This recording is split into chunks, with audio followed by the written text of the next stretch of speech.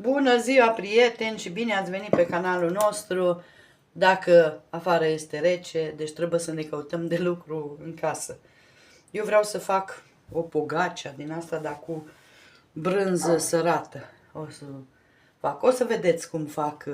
Prima dată să facem aluatul.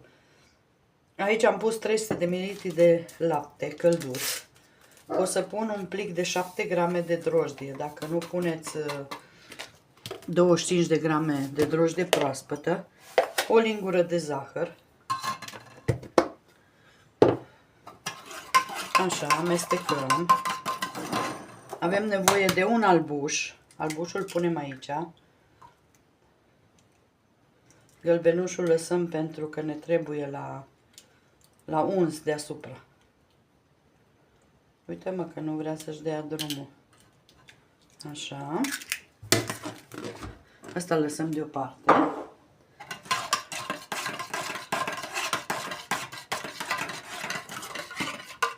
Amestecăm. Turnăm peste făina. Făina nu am pus foarte puțină. Normal cam până în 600 de grame ne trebuie de făină. Dar eu vreau să amestec așa cu drojdia.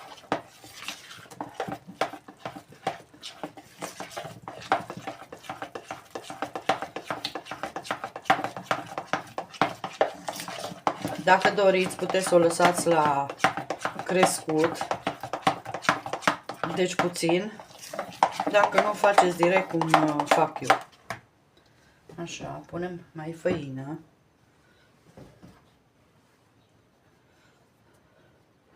Și punem sare. Deci cam așa, cam o linguriță de sare, cam așa, nu mult.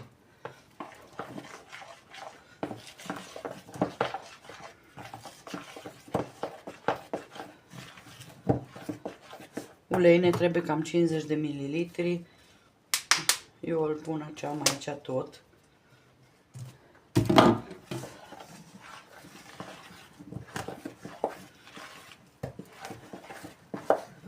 Plecăm cu lingura, facem cu lingura cât putem și după aia îl facem cu mâna.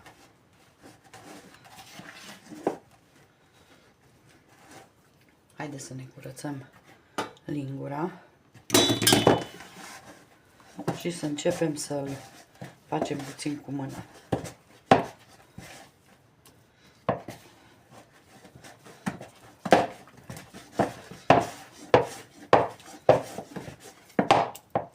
Așa, mai punem făină.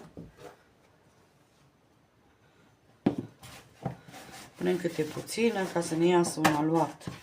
Un aluat bun.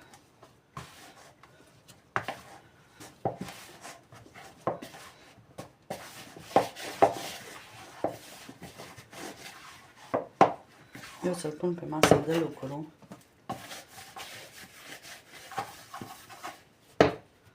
Nu trebuie mult frământat, dar cât de cât un pic, 5 minute să-l frământăm, nici atât.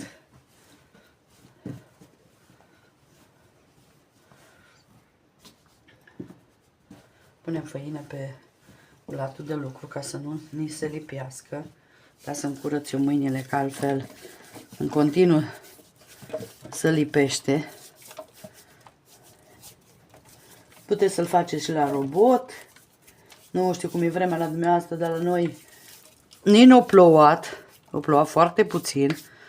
Dar bate un vânt și un frig de... Atunci cum să mai meargă și plantele astea și tot ce ai semănat și...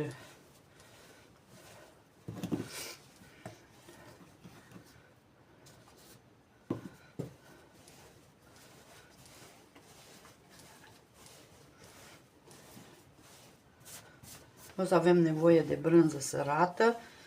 Eu fac cu brânză sărată.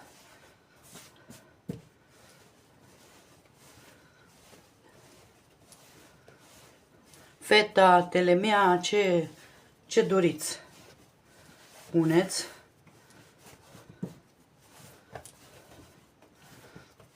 După aia lăsăm la dospit aluatul. O să vi se pară mai moale, dar așa trebuie să fie. Așa, eu pun puțin ulei aici în castron. Alungem bine. Și lăsăm până își dublează volumul. Vedeți? Așa fac eu. Acum, poate dumneavoastră aveți altă metodă. Dar atâta de simplu. Se poate și fără ou să se facă. Ați văzut că eu mai am la cornuri și fără cornuri fără ouă. Ok, pun capacul, pun un prosop și las la crescut.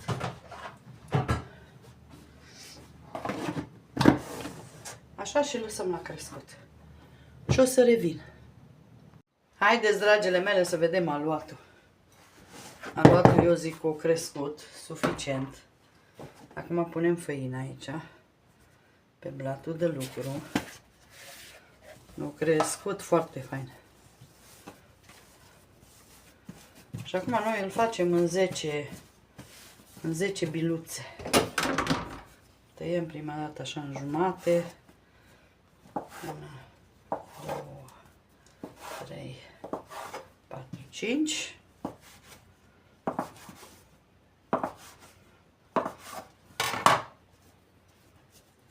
Vedem care e mai mare.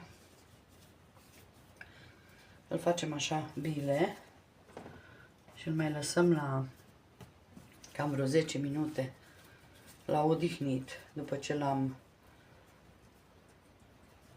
împachetat.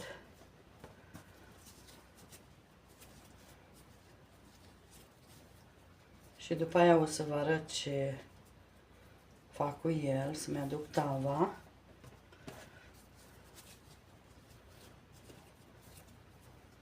Acum, chiar dacă nu sunt toate aceeași mărime, prea puțin contează.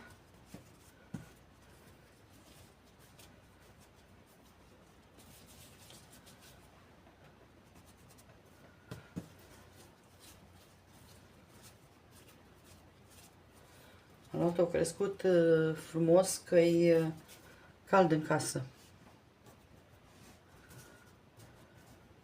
Și punem așa să nu se lipească una de alta.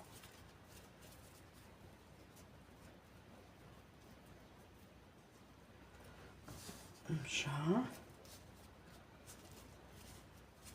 E atât de fain, de moale. Se pare mie mică. Eu imediat le simt la mână, nu știu dumneavoastră, dar eu le simt la mână.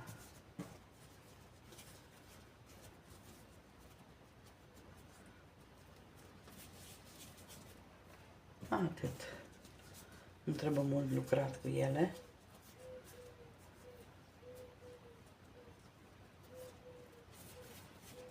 Așa.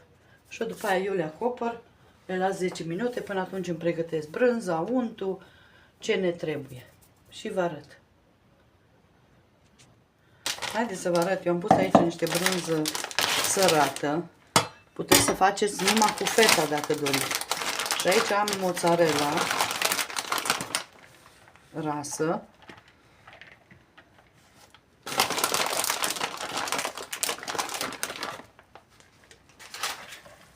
Am vrut să pun numai brânză, dar e prea sărată și mai bine pun așa. Le amestecăm, eu le fac cu mâna.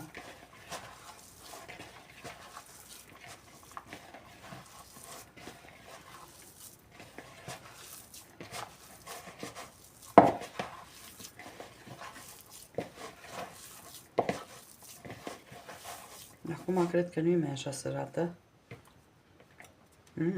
Numai bună.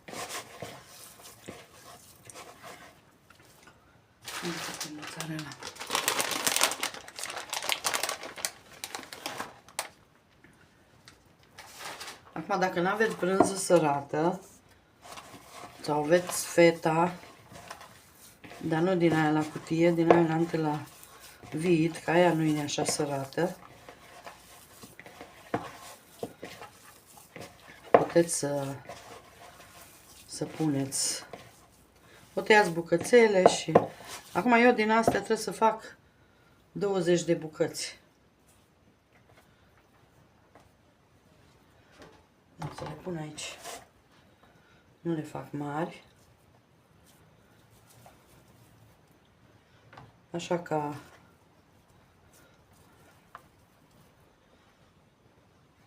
Rafaelul, dar mai mici.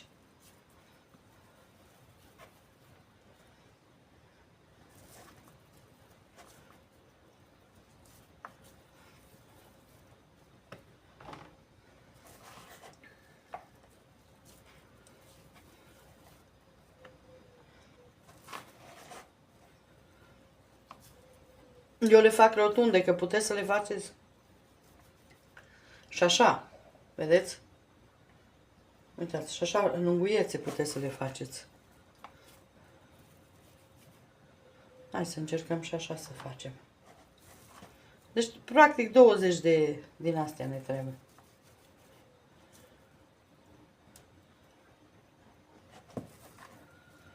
Dacă aveți feta, o tăiați așa cu bulețe. Sper să-mi iasă 20, da, mi iasă.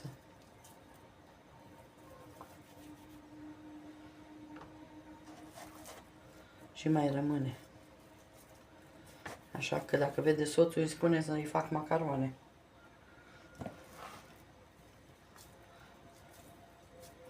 Și mie îmi plac și spaghetele. Fierte și pun un pic de brânză și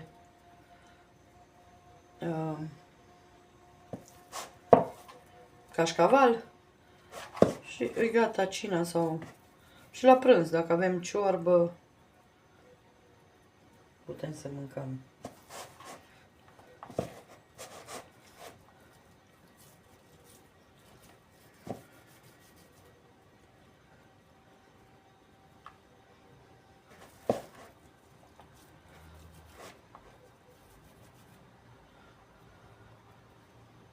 Uitați.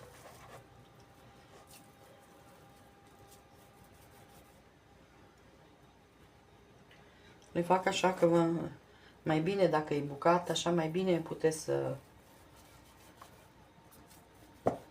întindeți pe aluat.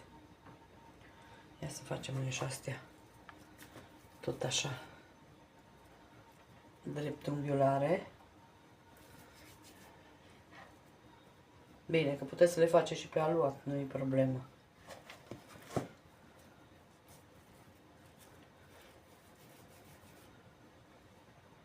Așa.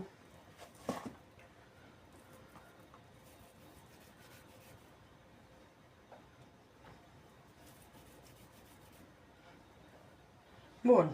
Asta e prea micuță. Acum eu mă duc să-mi aduc taua și continuăm. Na, haideți, dragile mele, acum să-mi iau sucitorul și să începem să întindem, să vă arăt. Vezi că ele și ori început să crească.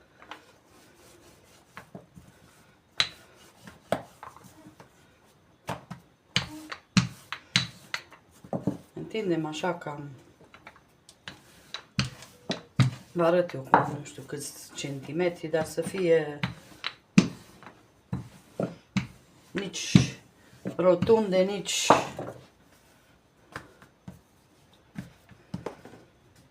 lucrați cu făina.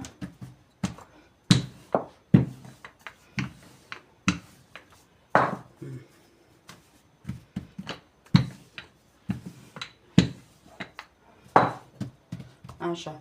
Acum eu am aici unt. Punem pe fiecare. Puteți să-l puneți și topit dacă doriți. Mai am într-un pachet. Aici am avut rest de pachet și am zis că îl pun pe aici cu brânza, că n-are nimica. Să nu mai murdărim. Și acum facem așa prima dată. Vedeți? Așa. Și acum punem brânză într-o parte și brânză în aia parte. Și acum începem să îndoim, închidem și venim așa.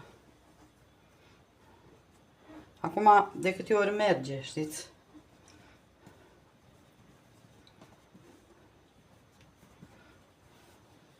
Și punem în tavă.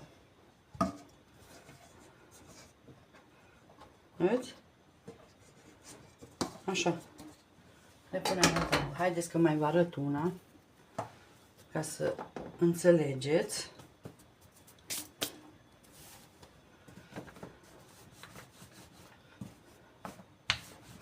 Dați cu făină, că atunci nu vi se lipește.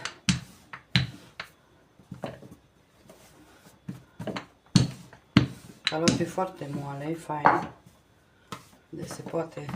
Aici ce vedeți negru e de la sarea mea. Că tot zic că nu mai pun din asta mare, că nu se dizolvă, dar tot asta mi l-am de mână.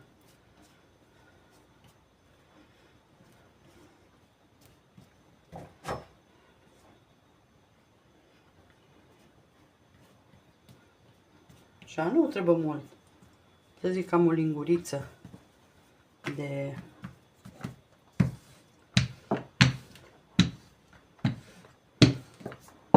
Așa.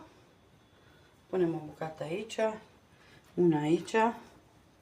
Facem așa, ca să nu iasă. Oricum iasă, dar mai ține mai ferit.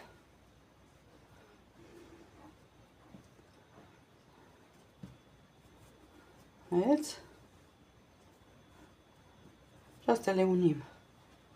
Și le punem așa în tavă. Și oricum mai lăsăm la crescut.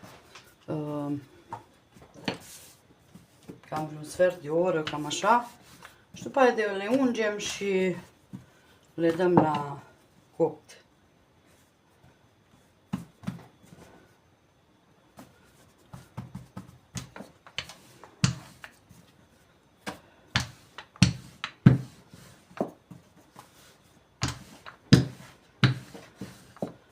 Pentru ce am făcut alea, adică brânza.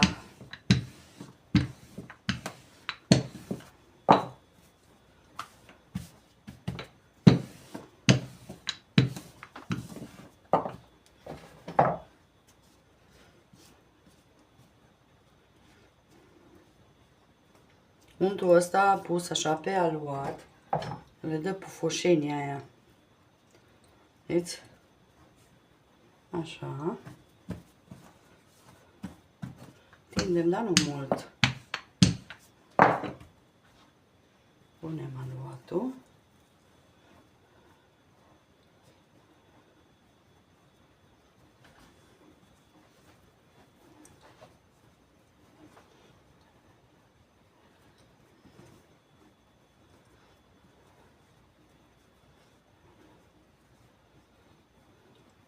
Practic el numai aici nu se închide, da. Eu de frică ca să nu-mi iasă. Haideți că le fac și revin. Haideți să vă arăt, am luat din aluat puțin, deci am luat așa ca o fâșie din aluat. O să pun, uitați brânza asta ce mi-a rămas.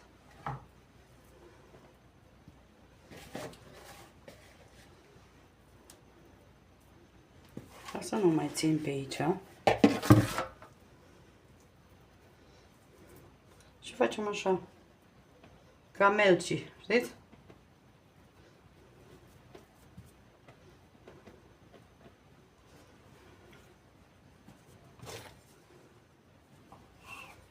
Vedeți?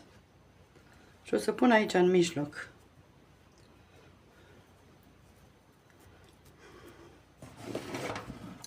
Mi-am schimbat tava că era prea mică.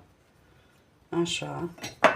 Și acum le lăsăm. Știu că o să crească prea mare, dar Asta e, n-am așa de lată. Am, dar e mai joasă din alea pentru pizza. Și am zis că fac în asta de tartă. Acum lăsăm la crescut și după aia vă arăt. Și uitați, dragile mele, eu le-am lăsat cam jumătate de oră. Acum le ungem cu ou. Frumos.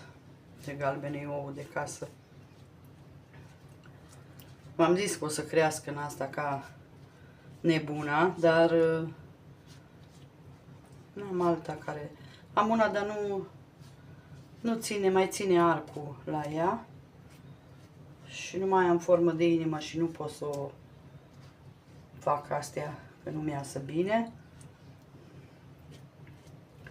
Și am pus în asta. Acum o ieși.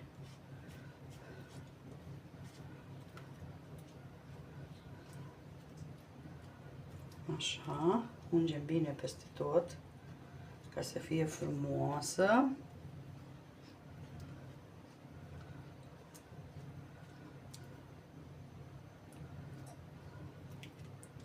Deci asta e pogace cu brânză și unt. Bine, eu am pus și cașcaval, dar normal ea se face cu brânză și unt. Dacă aveți caș de oaie proaspăt, e faină. Așa. Acum punem așa, pe un rând pun susan.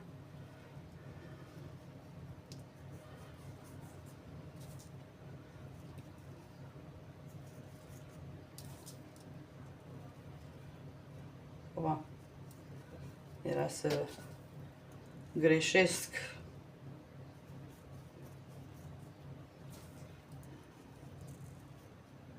Asta cât vă place de mult puneți.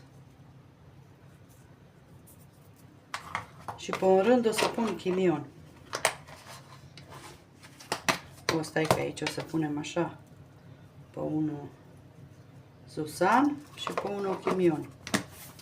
Sau dacă nu vă place chimionul, puteți să puneți mac.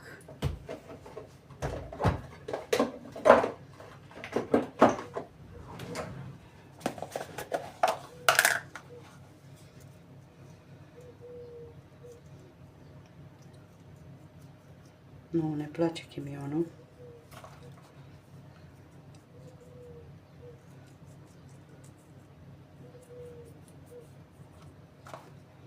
Ce vă place puneți?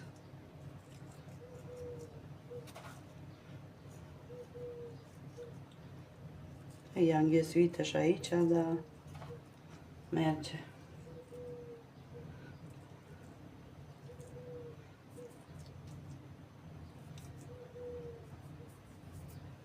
Bun. Opa, tot pe asta de mijlocuit.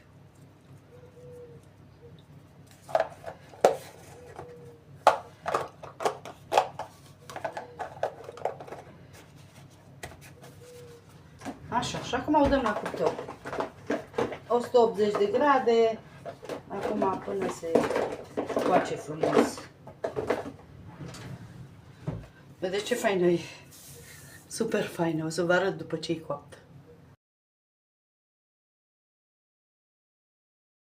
Și uitați, dragile mele, am ea 135 de minute la cuptor. Așa arată. Bineînțeles că am avut un mic accident când am luat tava. Eu am uitat că fundul e detașabil și mi-am răsturnat un cuptor, dar și-o revenit. Uitați, așa arată. Mijlocul s-o lăsat puțin că nu le-am mai pus eu la loc. Super fain. Acum eu pun hârtie și un prosop ca să o aburez puțin.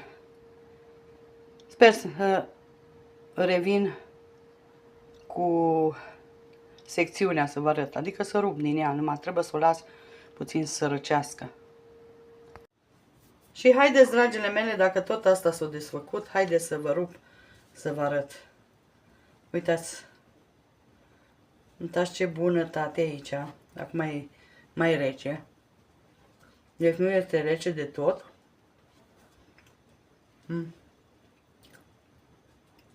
Uitați ce fain se desface. Vedeți? Un aluat super, super. Umplutura e la alegere. Vai, ce bună. Deci pogacea noastră a ieșit super. Sper să încercați rețeta. Vă fac o poză de jos. Și uitați, dragile mele, așa arată și de jos. Uitați ce a luat. Puf! Uitați. Deci toată e așa. Toată a ieșit super faină. Sper să încercați rețeta. Noi vă mulțumim și vă dorim o zi minunată. Bye, bye!